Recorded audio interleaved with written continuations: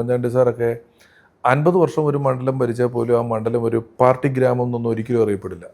പാർട്ടിയുടെ തീരുമാനത്തിനാണോ ജനങ്ങളുടെ തീരുമാനത്തിനാണോ പ്രാധാന്യം ഇനി കൽപ്പിക്കുക? എല്ലാ കാലത്തും ജനങ്ങളുടെ തീരുമാനത്തിനാണ് പ്രാധാന്യം കൽപ്പിക്കാൻ പാടുള്ളൂ. നമ്മൾ ശരിക്ക് ഭയങ്കര കൺഫ്യൂസ് ചെയ്യുന്ന രണ്ട് വാക്കുകൾ രാഷ്ട്രീയത്തിലുള്ളത് പാർട്ടി പ്രവർത്തകനും പൊതുപ്രവർത്തകനുമാണ്. ഇത് നമ്മൾ ഈ പാർട്ടി പ്രവർത്തകനും പൊതുപ്രവർത്തകനും കേൾവിയിൽ ഒന്നുപോലെ തോന്നുമെങ്കിലും പൊതുവെ നമ്മൾ ആദ്യം ആയിരിക്കേണ്ടത് പൊതുപ്രവർത്തകനാണ്.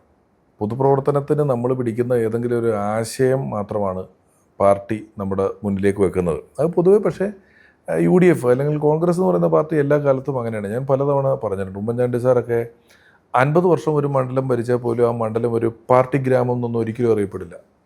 അവിടെയുള്ള വ്യക്തികൾക്ക് അവിടെ എല്ലാവർക്കും പ്രവർത്തിക്കാം, എല്ലാവർക്കും ചെല്ലാൻ പോകാൻ പറ്റും. അല്ല, 50 വർഷം ഭരിച്ചിട്ടുണ്ടല്ലോ ഒരേ മണ്ഡലം, അതൊരു പാർട്ടി ഗ്രാമമൊന്നും ആവുന്നില്ലല്ലോ.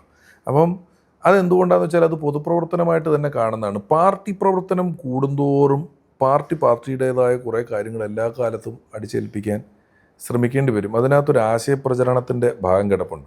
ഭരണഘടന അനുസരിച്ച് നമ്മൾ പോവുകയാണെങ്കിൽ നമ്മളെപ്പോഴും പൊതുപ്രവർത്തനമാണ് നമുക്ക് കൂടുതൽ ചെയ്യേണ്ടത്. അപ്പം നേരത്തെ പറഞ്ഞ പോലെ തന്നെ എൻ്റെ കൺക്ലൂഷൻ ജനങ്ങളുടെ താല്പര്യത്തിനായിരിക്കും എപ്പോഴും നമ്മൾ പ്രാധാന്യം കൊടുക്കേണ്ടത്. അല്ലെങ്കിൽ അടുത്ത തെരഞ്ഞെടുപ്പിന് പൊതുപ്രവർത്തനമൊക്കെ പാർട്ടി പ്രവർത്തനമാവും.